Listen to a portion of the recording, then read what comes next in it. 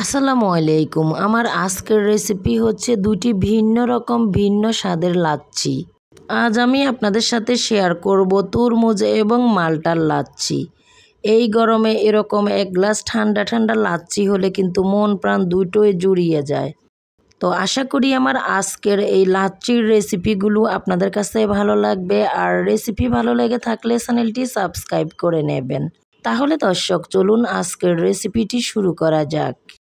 এখানে আমি নিয়েছি একটি মালটা। তো এই মালটাকে আমি ধুয়ে পরিষ্কার করে নিয়েছি।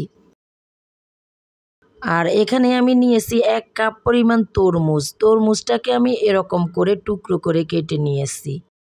এখন আমি বানিয়ে নেব মালটার লাচ্ছি। প্রথমে নিয়ে নিলাম আধা কাপ পরিমাণ তরল দুধ, সাথে দিয়ে দিলাম 1 কাপ পরিমাণ নর্মাল পানি, দিয়ে দিয়েছি 1 কাপ পরিমাণ মাল্টা, দিচ্ছি 2 টেবিল চামচ পরিমাণ চিনি। চাইলে আপনারা এখানে কতটুকু মিষ্টি পছন্দ করেন আপনাদের ইচ্ছে মতো দিয়ে দিতে পারেন। দিয়ে দিচ্ছি আধা কাপ পরিমাণ মিষ্টি দই, দিলাম 2 টুকরো বরফের টুকরো। তো এখন এই সমস্ত উপকরণগুলো আমি 2 মিনিটের মতো ব্লেন্ড করে নেব। এখানে তরল দুধ আর পানিটাকে কিন্তু নর্মাল ফ্রিজে রেখে ঠান্ডা করে নিতে হবে। আমি দুধটাকে জাল করে নিয়ে 2 থেকে 3 ঘন্টার মতো ঠান্ডা করে নিয়েছি নর্মাল ফ্রিজে রেখে। তো 2 মিনিট ব্লেন্ড করার পরে দেখতে পাচ্ছেন লাচ্ছিটা আমার তৈরি হয়ে গিয়েছে। এখানে চাইলে মাল্টার পরিবর্তে কমলা দিয়ে লাচ্ছিটা তৈরি করে নিতে পারবেন। তো এখন আমি আপনাদেরকে তৈরি করে দেখাবো তরমুজের লাচ্ছি। নিয়ে নিচ্ছি 1 কাপ পরিমাণ তরমুজ, আর তরমুজটাকে আমি খোসাটা ফেলে দিয়ে এরকম করে কেটে নিয়েছি।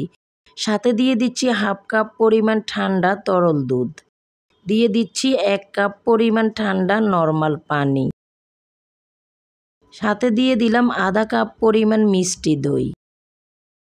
এখন দিয়ে দিচ্ছি আমি 3 টেবিল চামচ পরিমাণ চিনি, দিচ্ছি এরকম 2টি বরফের টুকরা। এবার 2 মিনিটের মতো ব্লেন্ড করে নিলেই তৈরি হয়ে যাবে দারুণ স্বাদের তরমুজের লাচ্ছি। প্রিয় দর্শক, এই রমজানে একবার হলেও এভাবে লাচ্ছিগুলো তৈরি করে দেখতে পারেন। আশা করি পরিবারের সবাই খুবই পছন্দ করবে। এই লাচ্ছিগুলো খেতে এতটাই টেস্টি, আপনারা এটা একবার তৈরি করে খেলে বারবার খাবেন।